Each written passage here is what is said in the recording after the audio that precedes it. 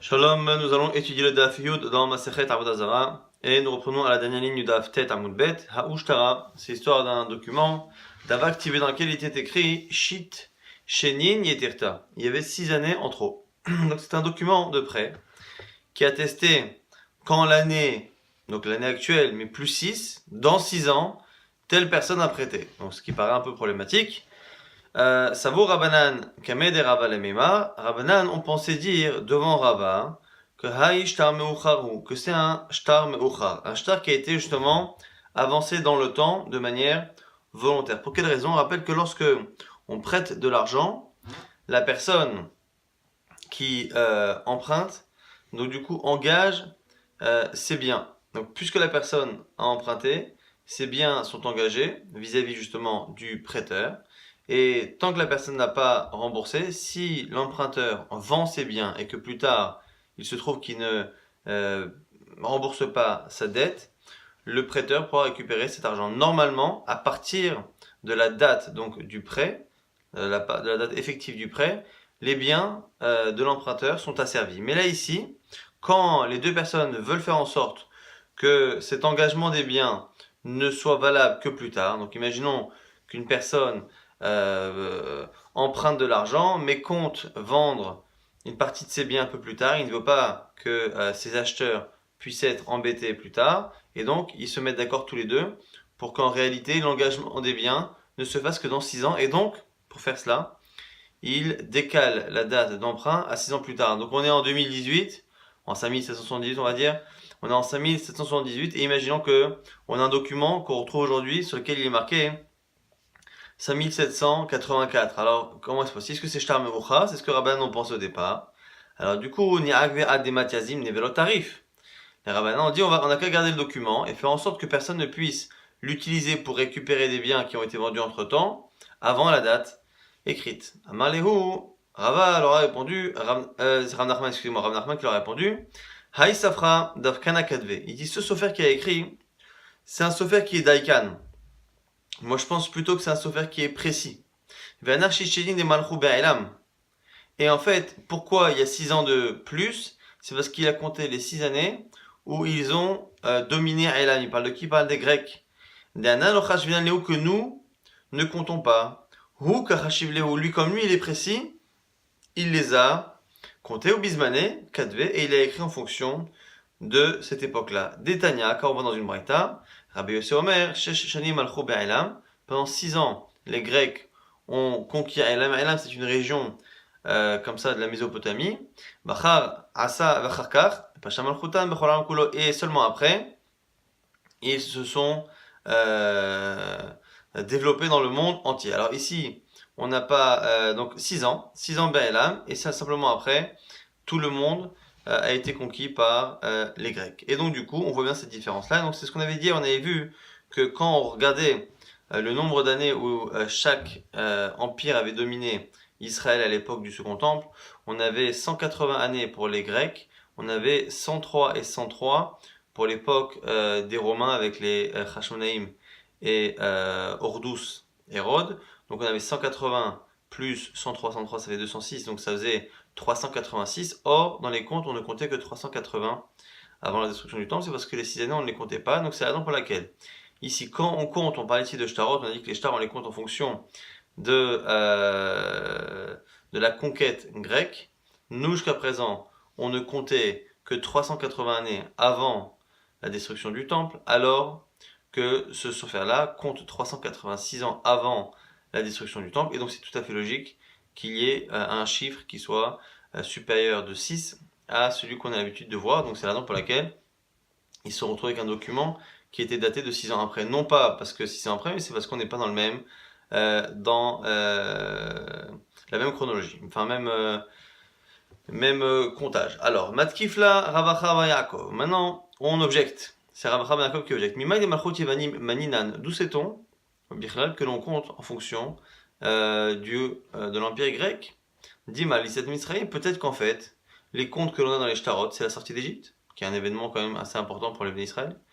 Maninan, ah, vous allez me dire maintenant, entre la sortie d'Égypte et la conquête grecque qui a lieu donc 380 années avant la destruction du temple, donc en 300 et quelques avant notre ère, on a beaucoup de temps de différence. La Gemara dit Shavkele alpha kama, venakte alpha batra. Il dit à ce moment-là, si on disait cela, on aurait dit que à ce moment-là, quand on imagine que c'est Yitzhak Mitzrayim, c'est qu'on ne compte pas les millénaires. On ne compte que, on fait attention que aux dernières centaines et aux dizaines. Et à ce moment-là, ce sera un shtar meucha, bien un document qui serait retardé. La Gemara repousse une bonne fois pour toutes. Elle dit non, non, non, Barav Nachman, Bagola en manin et là les malchei yevanim bilvad.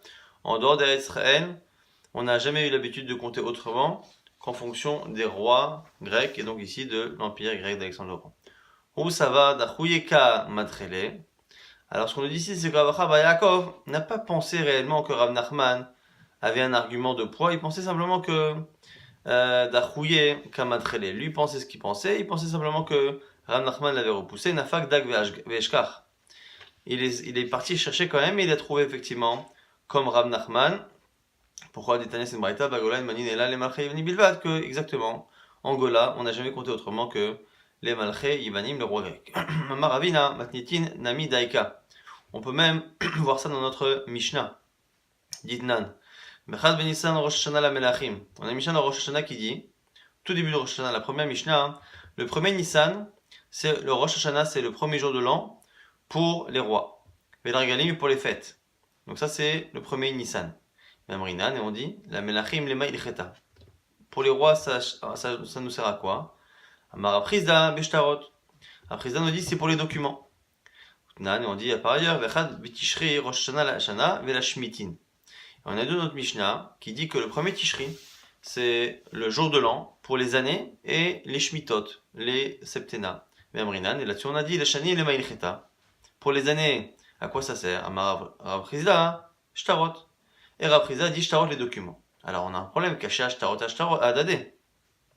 Parce qu'on a Rav Prizda qui explique deux Mishnayot, qu'en parlant à chaque fois d'un Minyan Shtarot, alors que un, on dit que c'est le premier Tishri, qui est le Rosh Hashanah pour les années, et l'autre, le premier Nissan qui est le Rosh Hashanah pour les rois, à chaque fois il dit pour les Shtarot, pour les documents. Alors, Mouchaninan, et là-bas on a répondu, Kan les Malchei Israël, Kan les Malchei Odekochavim. Ça dépend si on compte pour les rois d'Israël ou si on compte pour les rois non idolâtres.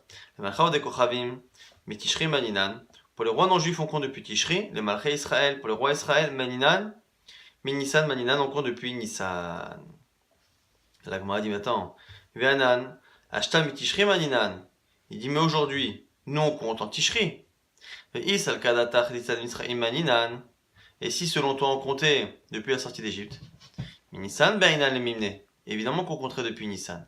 Et là, la Shma Amina, les Malchei Yivanim Maninan, Shma Amina. Tu vois bien qu'on compte bien en Malchei Yivanim, en roi grec. Donc tu vois bien ici que les deux décomptes qui sont marqués là-bas, donc le décompte pour les rois des Kochavim, ou que ce soit pour les rois d'Israël, on voit qu'à partir du moment où aujourd'hui on compte tout en Tishri, ça ne peut pas être Yitzhak Misraïm, parce que Yitzhak Misraïm, ça n'aurait pas de sens de compter à partir de Tishri, puisque ça s'est passé au mois de Nissan. On reprend la suite de la Mishnah, Yom Ginusia Shel Malcheem. On avait cité dans les jours de fête le jour de Ginusia de leur roi. Alors il m'a dit, c'est quoi ce Ginusia? Malve Yom Ginusia Shel Malcheem, c'est quoi? Rav Yehuda, Yom Shema Bedimbo Adek Kochavim et Malkam. Rav Yehuda nous dit, c'est le jour où il nomme le roi. Il m'a dit, Ve'atanya, pourtant c'est marqué dans une braïta, Yom Ginusia Yom Shema Bedimbo et Malkam. Il y a une braïta qui cite le jour où on cite on nomme le roi. Et en plus, Yom Ginusia. Donc ce sont bien deux choses séparées. On dit Lokashia, Hadide, Hadivre. La Gemara dit non, ça dépend si c'est lui ou son fils. Donc il y a un jour où on nomme le roi, et un jour où le roi met déjà un pied à l'étrier à son fils, de son vivant. La Gemara dit attends, Mimukum Malka Bar Malka. La Gemara dit mais qu'est-ce que tu racontes? Les Romains ne nommaient pas leur fils roi, ils nommaient quelqu'un d'autre. Et alors après, parfois ils l'adoptaient, c'était un peu comme ça le système à l'époque des empereurs romains. Donc on leur choisissait un successeur. Donc il y avait le Sénat, il y avait beaucoup d'autres personnalités politiques qui avaient une influence et qui avaient même un pouvoir sur l'empereur et qui plus ou moins nommaient son successeur. Et lui après, il en sort plus ou moins de l'adopter, mais il l'adoptait à l'âge adulte. Donc c'était une adoption un factice. Donc Mimouk Malka bar Malka, mais comment tu peux dire qu'il nomme son fils alors que normalement on dit qu'ils n'ont pas de roi, fils de roi. Donc c'est Datané, Rav Yosef a enseigné au sujet de Edom. Hachem dit Ine Katon et Tati Chabagoim. J'ai fait de toi la plus petite des nations. Pourquoi? Ça peut pas être vrai au niveau militaire, mais simplement chez En Moshim Meler Ben Meler. Tu es la seule royauté, le seul empire qui n'a pas pu faire en sorte que les enfants prennent la suite des parents au niveau du royaume. Bazouille atameod, et tu es complètement bazouille, dénigré. Pourquoi? Chez Enlaem, l'octave velolachon. Parce que c'est un des rares empires qui n'avait ni sa langue, ni son alphabet. C'est-à-dire que finalement la langue et l'alphabet ont été empruntés à d'autres civilisations. Et donc, à partir du moment où normalement il ne nomme pas son fils, il n'y a pas de jour de joie pour un roi qui non seulement a été nommé une première fois, on a fait une fête, et en plus maintenant il nomme son fils pour commencer à se faire au pouvoir, et on sait donc du coup que ce sera le prochain roi. Et là, Mayom Ginusia, la Gemara donc propose autre chose, c'est quoi Ginusia Yom Aleida, le jour de la naissance. La Gemara dit, mais là aussi c'est pas possible, une Braïta, qui clairement parle de deux fêtes distinctes, le jour de la naissance et Yom Ginusia, Veatania, Yom Ginusia Yom Aleida. La Gemara dit, Lokash Hadidé Hadivre. La Gemara là aussi propose, ça dépend si c'est le jour de sa naissance à lui ou celle de son fils. La Gemara dit, Veatania Yom Ginusia Shelo, Yom Ginusia Shel Beno. La Gemara dit, il y a même une Braïta qui fait clairement la distinction. Son Yom Ginusia à lui et l'Yom Ginusia de son fils, le jour de la naissance de son fils et le jour de la sienne. Et là, Mayom Ginusia, Yom Shema Medim Bo Malkam. La Gemara dit, reprend, dit non. C'est quoi Ginusia? C'est le jour où on nomme le roi. Ah, la Gemara dit, Velo Kashia Hadidé Hadivre. Et on a dit, mais pourtant on a objecté que il y a, il ne pose pas le problème avec lui, son fils. Vei Kashi Alach. Si tu me reposes la question qu'on a dit tout à l'heure, c'est-à-dire qu'ils ne peuvent pas nommer normalement un fils, le fils de l'ancien empereur, allez, déchez la Moukme. Propose la Gemara et dit que si l'empereur en fait la demande, il peut. Kegon, Asverus, Bar, Antoninus, Demalach. Comme celui qu'on appelle ici Asverus, Bar Antoninus, qui a justement pris le pouvoir. Pourquoi? Amarle Antoninus et Rabika Antoninus, qui, on le verra dans la Moudbet, Antoninus qui étudiait avec Rabbi, qui demandait des conseils à Rabbi, a dit Beina de Imloch Asverus, Beri Tachotai. J'aimerais que mon fils, Asverus, puisse régner après moi. Petit Avid Tveria Kalania. Et j'aimerais également que la ville de Tveria, dans laquelle il y avait des Tamidei Chachamim, puisse être dispensé de payer les impôts. Donc j'ai deux requêtes à faire au Sénat. Chada Avde Tre Lo Avde. Et je sais que je ne peux faire qu'une seule demande exceptionnelle et je ne pourrai pas avoir les deux. Ça, c'est ce que demande Antoninus à Rabbi. Alors Antoninus, on ne sait pas, est-ce que c'est Antonin le Pieux, est-ce que c'est Marc Aurèle son fils. A priori dans les commentaires il y a discussion parce que c'est deux personnes qui ont vécu à l'époque de Rabbi. Quand on regarde l'histoire des enfants de Saint Antoninus, on a plutôt l'impression que c'est Antonin le Pieux, surtout que ça correspond au nom Antonin. D'un autre côté, il y a aussi certaines ressemblances avec Marc Aurèle, sachant que Marc Aurèle aussi fait partie des philosophes connus. Dans sa philosophie, on pourrait retrouver certaines idées qu'il aurait pu apprendre avec Rabbi. En tout cas, il a demandé conseil à Antoninus comment faire pour avoir ces deux requêtes. Aïté Gavra, Arkeve Achavre. Il a pris une personne et il l'a mis sur deux personnes. Il en a mis un sur les épaules de l'autre. Et il a pris une colombe et il l'a mise dans les mains de celui qui était en haut. Amalé, il a dit les tata, il a dit à celui qui est en dessous, il a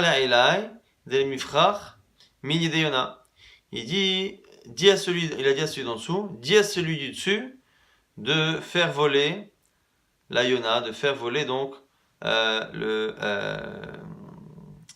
colombe. Ici, quelle est l'idée? C'est qu'en gros, si tu veux nommer ton fils roi et en même temps tu veux qu'on accepte de faire en sorte que Tiberia soit dispensé de l'impôt, tu as qu'à demander à ton fils que la Gemara nous dit Amar, Shma Mina de là j'apprends, Afrika Mali, que c'est ça qu'il a voulu dire. At Be'eminayu, Minayu Asferos Berelim Lortatai, tu as qu'à demander aux politiciens d'accepter que ton fils soit ton successeur. Et tu as qu'à demander à ton fils de faire en sorte que Tivaya se dispenser des impôts. La Gemara expliquera pourquoi à chaque fois Rabbi répond par des allusions comme ça sans répondre directement. Maintenant, une autre fois, Antoninus lui a dit, les hommes importants, les hommes politiques de Rome me contrarient, me font des problèmes, me posent problème. Alors, les Gila Kol Yoma. Toute la journée, pendant qu'ils discutaient, ils se promenaient dans un potager. Akale Pugla Mimishra Kame. Et à chaque fois qu'ils passaient devant un radis ou un tsnon, un navet, Antoninus l'arrachait. Amar Shmamina Achikamali. Et là, il a compris, à ce comportement, que c'est ça qu'il voulait dire. Ad Ketol Chad Chad Minayu. Ceux qui te contrarient, tu as qu'à les enlever, mais un par un. Mais par contre, ne t'oppose pas à eux ensemble, parce qu'ils risquent de te vaincre. Alors il m'a dit, pourquoi il ne l'a pas dit clairement? Amar, il a dit, de peur qu'entendre les gens justement importants de Rome et qu'ils viennent se venger contre moi. Alors il m'a dit, pourquoi il ne lui a pas dit dans l'oreille, il ne lui a pas dit de manière très discrète? Alors il m'a dit, mais je me dire, est-ce que c'est marqué que l'oiseau du ciel transporte la voix. Alors il y en a qui disent que c'est une sorte d'ange qui transporte la voix, une sorte de shade, ou sinon l'idée globalement qu'à partir du moment où ça a été prononcé, même la personne elle-même qui a entendu pourrait un jour dire, eh bien il m'a dit que, alors que si c'est qu'un geste, c'est toujours interprétable d'une autre manière, on peut toujours dire finalement on n'a pas dit. Avalé Aïbarta, des Shma Gira. Sur Antoninus avait une fille qui s'appelait Gira. Dans certaines éditions, c'est Gila avec un lamed. Et en réalité, si on regarde Antoninus, il avait une fille qui s'appelait Galéria. Donc on peut garder le resh et garder le lamed. Ka'avda Isura. Et elle a fait un interdit, priori adultère, qui posait problème à son père. Alors, Shadale Gargira. Donc il lui a envoyé un légume qui s'appelle Gargira. Et ce Gargira, c'était une allusion, un problème avec la fameuse fille qui s'appelait Gira, Galeria ou je ne sais quoi. Shadale, Kusbarta. Lui, il a envoyé Ksbor. Kusbarta, Ksbor, donc c'est a priori du coriandre. Kosbarta, Kos ça veut dire extermine, Barta, la fille. Donc il lui a dit, El Chavet Mita. Shadale, Karti. Alors, Antoninus lui a envoyé du poireau. Karti pour dire que Karet, c'est quelqu'un qui n'a plus d'enfant. Il lui a dit si je la tue, je n'ai plus d'enfant. Shalachle Chassa, il lui a envoyé la salade verte pour dire Chassa qu'il faut avoir finalement pitié. C'est en cela ici qu'on peut retrouver un peu de ressemblance avec Antonin, parce qu'Antonin effectivement, alors on a dit tout à l'heure qu'il voulait son fils à Suéros. C'est intéressant, donc il a l'air d'avoir un fils, là il dit qu'il n'a qu'une fille. Alors il y en a qui veulent dire que c'est avant qu'il ait adopté. Asvéros, c'est adopté. Si c'est Marc Aurèle, effectivement, il a été adopté sur l'ordre d'Adrien, donc le prédécesseur de Antonin. Il lui a dit voilà, tu seras toi empereur, mais à condition que tu adoptes, entre autres, Marc Aurèle. Et effectivement, il a eu par contre 3 enfants avec sa femme Faustine, et ces 3 garçons sont morts. Et après, il a eu une fille. Cette fille-là, par contre, a survécu. Donc effectivement, cette fille-là était la seule survivante de ses vrais enfants. Alors c'est dit. Carti, c'est que je n'aurai pas de descendance physique. Il aura effectivement des descendants, on va dire, spirituels. Donc, ce Marc Aurèle et l'autre, Lucius Verus, qui ont les deux régné ensemble à la mort d'Antonin. Mais en tout cas, on voit ici que finalement, il a changé d'avis, mais toujours de manière discrète pour éviter, encore une fois, qu'on accuse Rabbi d'avoir provoqué je ne sais quelle décision de l'empereur. Chaque jour, il envoyait de l'or dans des sacs justement de peau, et il mettait au-dessus de l'or, il mettait du blé. Amalé lui a dit, apportez du blé à Rabbi. Amalé Rabbi, Rabbi lui a dit, j'en ai pas besoin. Il dit, tout va, j'en ai beaucoup. Amalé lui a dit, les-vous les mains des batras, que ça serve à tes enfants, il y avait les batrailles, et qui donneront justement à ceux d'après. Des atou batrach ou des até minayu nipuk alayhu. Et que justement, que ça serve justement même du coup à à payer tes descendants qui vont payer justement mes descendants. Donc c'est les cadeaux que faisait Antoninus à Rabbi. Avialaï Nikrita, on nous explique ici qu'il y avait une grotte sous la maison d'Antoninus. Dava Aïla Mibete, qui allait de sa maison, le Beit Rabbi à la maison de Rabbi. Alors là, je ne sais pas exactement à quoi ça correspond. Est-ce que Antoninus a réellement habité en Israël, ou est-ce que quand il était en Israël, il y avait une maison à côté de chez Rabbi? Je ne sais pas exactement, surtout que l'histoire en elle-même en plus est assez étrange. Kolyoma Avamaïte est très abdé.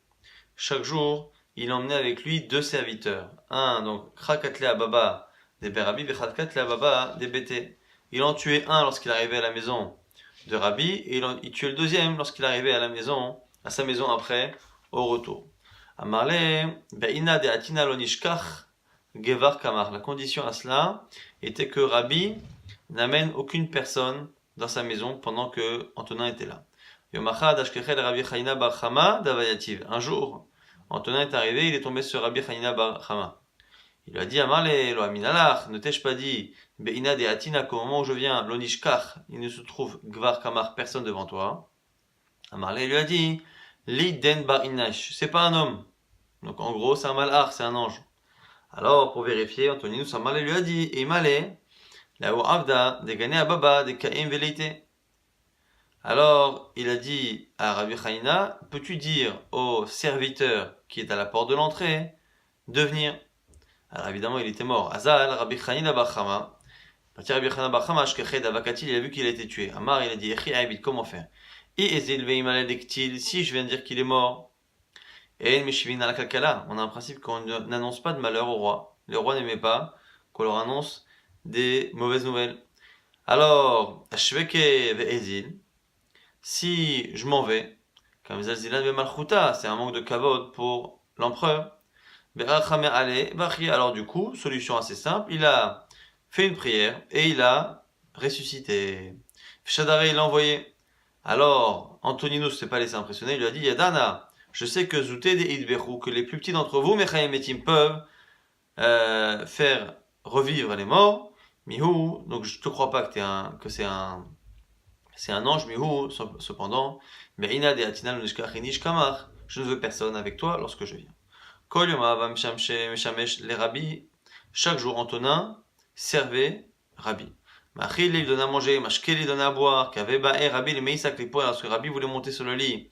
Avagachin Kame Puria, il se mettait comme ça presque à 4 pattes sous le lit pour qu'il monte dessus. Amalé il dit Sac il avait les Puriach, allez monte sur ton lit. Amalé lui dit Lav orach ara les azouim malchota kulei, c'est pas correct de manquer de respect au royaume que tu représentes, à ta royauté.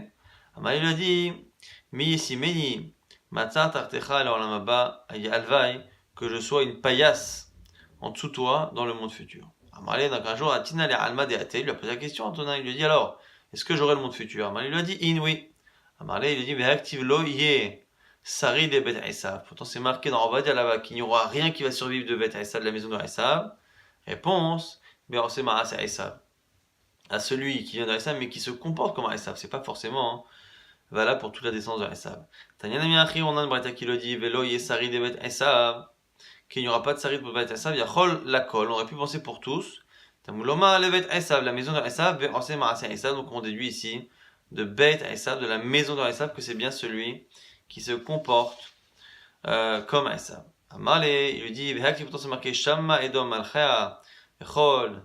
Là-bas, Shamma et Yecheskel là-bas parle du Geinom, qu'il y aura Edom, Melachea, ses rois, Echol Nesiéa, tous ses princes. Yamale Malchea, Velo Kol Malchea. Kol Nesiéa, Velo Kol Sarea. Il y a marqué les rois, mais pas tous les rois. Il y a marqué les princes, mais il n'y a pas marqué tous ses chefs. Et donc, du coup, il y a bien des chefs qui ne vont pas être punis. Tanyana Miachi, on a une brata qui confirme Melachea, Velo Kol Melachea, ses rois et pas tous. Kol Nessia, tous ses princes, Velo Kol Sarem, mais pas tous les dirigeants. Mais la Chea Kol Machea Prat, l'Antoninus Bar Sferus. Mais la Chea, c'est-à-dire que ça exclut certains rois, ça vient exclure Antoninus Ben Asferus. Et Kol Nessia, Vechol Sarea, Prat Lektia Bar Shalom. Et ici Kol Nessia, c'est pour exclure le fameux Ketia Bar Shalom dont on va parler tout de suite. Ketia Bar Shalom, Mahi, c'est quoi cette histoire de Ketia Bar Shalom? Dehu Kesara, il y avait un César, un roi, donc un empereur romain. Il y avait Sané les Yudaï, qui détestait les Juifs. Amar, il leur a dit, il a dit aux gens importants, donc aux hommes politiques autour de lui, Mishalal lo nima beraglo, ikta'ena veyahye.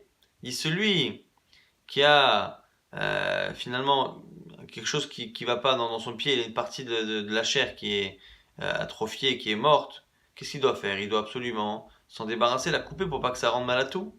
Ou qui va souffrir. Amarlo il a dit mieux vaut couper et survivre.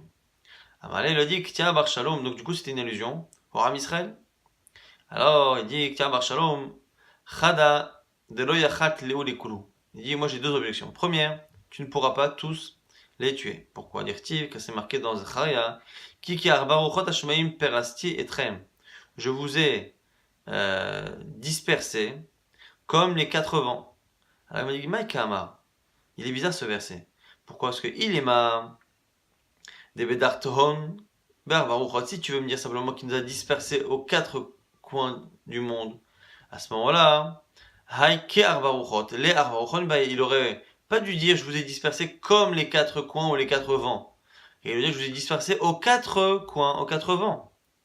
Et là, pourquoi il a dit comme?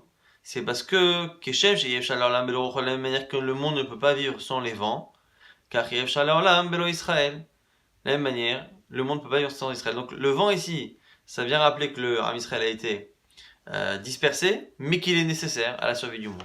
Première objection. Seconde, Vérod, Karoula la Marchuta, on va appeler ton empire un empire boiteux, dans lequel il manque une partie parce que tu seras débarrassé d'un peuple. Amalé, il a dit, mais il marche à Birka Amart, tu as raison. Simplement, Mihu. Kol des Achel et Malka Shadoulé, les Kamounia Halila. Tout celui qui est des Achel et Malcha, qui a raison face au roi, Shadoulé, on l'envoie à la mort comment? On l'envoie dans une Kamounia Halila. Alors, Kamounia, rien à voir avec le plat. On l'envoie dans une maison dans laquelle il y a de la cendre et la poussière, on le rentre dedans jusqu'à ce qu'il meure étouffé. Alors, Kanavanakinan Leleveazlin, on était en train de l'emmener justement à sa mort. Alors là, matronita, il y avait une matronita, c'est à chaque fois une personne, une femme, une romaine qui était là importante, elle lui a dit Vaile, ilfa de Azla Belo Mirsa. Il dit malheur au bateau qui part sans avoir payé sa taxe. C'est une allusion à lui qui finalement va mourir à cause de ce qu'il a fait, mais qui n'a pas finalement accepté la Torah complètement. Alors Nafal, il a compris. Nafal al-Réché, des Orla, du coup il a tout de suite déchiré sa Orla, le prépuce, pour faire la Mila. Amaya vite merci, j'ai payé mon impôt. Alors Khalfit Ve'avrit, et à ce moment-là, il dit je vais passer dans le monde futur. Kika Shadoulé, Amar Kol Irsa il Rabbi Akiva Vechaverav. Alors, au moment de le jeter là-bas dans cette pièce, il a dit que tous mes biens appartiennent à Rabbi Akiva et à ses amis. Alors, comment partager? Il y a ça Rabbi Akiva Vedarash, Rabbi Akiva fait une dracha. Vehaïta, les Aaron Ulvanav. C'est marqué là-bas que ça appartiendra à Aaron et à ses fils. Alors, comment on fait là-bas pour les lechem apanim? C'est pour les pains. Ils seront à Aaron et à ses fils, comment on fait? Merzal Aaron, la moitié pour Aaron, ou Merzal et Banav. Donc, on fera pareil. La moitié des biens de Ktia Bar Shalom pour Rabbi Akiva, la moitié pour les autres Rabbanim. Il y a Stabakol Ve'amra, une voix du ciel est sortie et a dit Ktia Bar Shalom, Mezuman et Hayan Abba, que c'est Ktia Bar Shalom est invité à la vie du monde futur. Bacha Rabbi a pleuré, Ve'amar il a dit Yesh Koine Olamo Besha'achat, il y en a certains qui acquièrent un monde en un seul instant. Yesh Koine Olamo Bekamashani, mais d'autres mettent plusieurs années, donc c'est pour ça que ça s'appelle Tia Bar Shalom. Tia, parce que ça fait partie de l'argument qu'il avait dit pour éviter que César tue le Ram Israël, de peur que son royaume s'appelle Ketia, et en plus Ketia parce que c'est comme ça qu'il a coupé Samila, et Bar Shalom parce qu'il aura justement une part dans le monde futur.